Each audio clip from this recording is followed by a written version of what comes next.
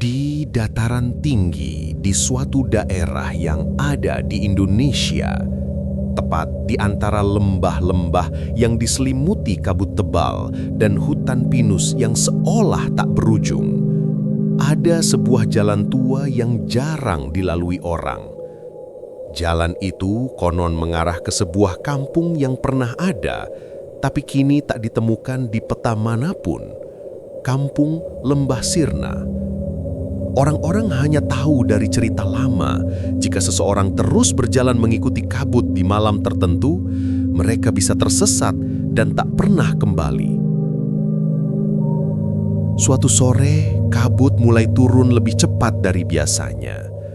Dari kejauhan, suara lonceng sapi terdengar samar di antara desir angin. Di jalan setapak yang lembab, seorang pejalan tampak berjalan sendirian, membawa ransel kecil dan senter yang mulai redup. Hening, hanya langkahnya yang terdengar menapak tanah basah. Pohon-pohon pinus di sekitarnya menjulang seperti menara hitam dan kabut seolah hidup, bergerak perlahan mengikuti setiap langkahnya. Ia melihat papan kayu tua di pinggir jalan hampir tertimbun lumut. Tulisan samar terbaca, Lembah Sirna. Ia terus berjalan, meskipun udara semakin dingin dan nafasnya membentuk kabut di depan wajahnya. Jalan menurun membawa ke lembah, dan di bawah sana tampak cahaya kekuningan dari lentera-lentera yang tergantung di beberapa rumah kayu. Suara jangkrik hilang. Tak ada tanda kehidupan selain lentera yang bergoyang pelan seolah tertiup angin yang tak terasa. Kampung itu tampak seperti terjebak dalam waktu. Rumah-rumah kayu masih kokoh, sawah menguning, tapi tak ada satupun orang di sana. Langkahnya semakin hati-hati. Dari jendela salah satu rumah, tirai bergerak perlahan seperti ada seseorang mengintip dari dalam. Ia mendekat, tapi begitu senter menyorot ke arah jendela itu, tirai itu berhenti bergoyang. Di depan rumah itu, tergeletak mainan anak kecil yang sudah berlumut, sebuah boneka kayu dengan satu mata hilang. Ia menunduk, menyentuhnya, dan dari kejauhan terdengar suara lembut seperti seruling bambu. Suaranya merdu tapi menyesakkan, datang dari arah bukit di belakang kampung. Ia mengikuti suara itu. Setiap langkah terasa lebih berat, tanah semakin lembek, dan kabut semakin padat hingga jarak pandang tak lebih dari 1 meter.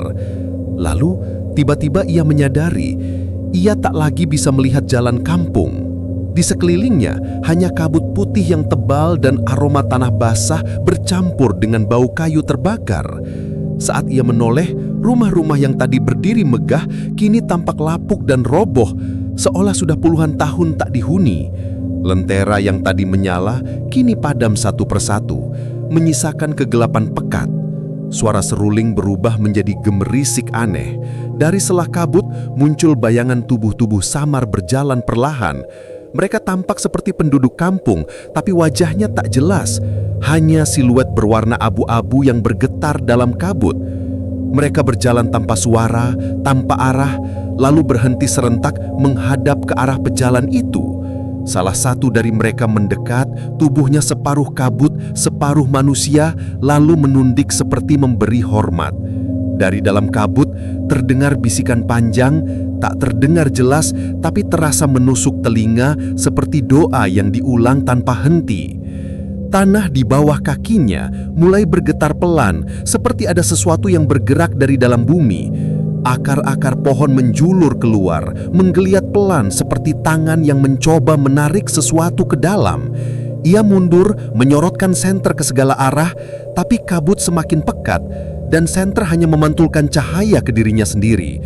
Di kejauhan, bayangan para penduduk kabut perlahan memudar satu persatu, tapi suaranya tetap ada, lirih, berlapis, seolah berasal dari dalam dadanya sendiri. Ketika ia mencoba berlari keluar, langkahnya selalu kembali ke tempat yang sama. Batu besar dengan lumut di tepinya, rumah kayu dengan pintu setengah terbuka, dan boneka kayu bermata satu yang kini berdiri tegak di tengah jalan. Boneka itu perlahan menoleh tanpa suara, menatapnya lurus dengan mata yang satu. Dari mulut boneka itu, asap putih tipis keluar membentuk wajah seorang perempuan tua dengan rambut panjang basah. Wajah itu tersenyum kaku, dan kabut sekelilingnya tiba-tiba berubah menjadi gelap pekat seperti tinta. Lalu, semuanya membeku. Angin berhenti, kabut berhenti bergerak, bahkan suara seruling pun lenyap. Hanya ada detak jantungnya sendiri yang berdentum keras di kepala. Ia mencoba berteriak, tapi tak ada suara keluar. Dunia di sekelilingnya perlahan retak seperti kaca yang pecah dalam diam. Dari sela retakan itu, terlihat sekilas cahaya siang. Jalan setapak, hutan pinus, dan papan kayu bertuliskan Lembah Sirna. Lalu semuanya padam. Keesokan harinya, kabut di daerah itu tampak lebih tebal dari biasanya. Seorang warga yang hendak mencari rumput melihat sesuatu di pinggir jalan lama. Sebuah ransel basah, sebuah senter rusak, dan di atasnya sebuah boneka kayu bermata satu yang tampak baru dipahat. Di belakangnya, papan kayu tua kini hanya tertulis satu kata dengan cat merah samar, "Kembali."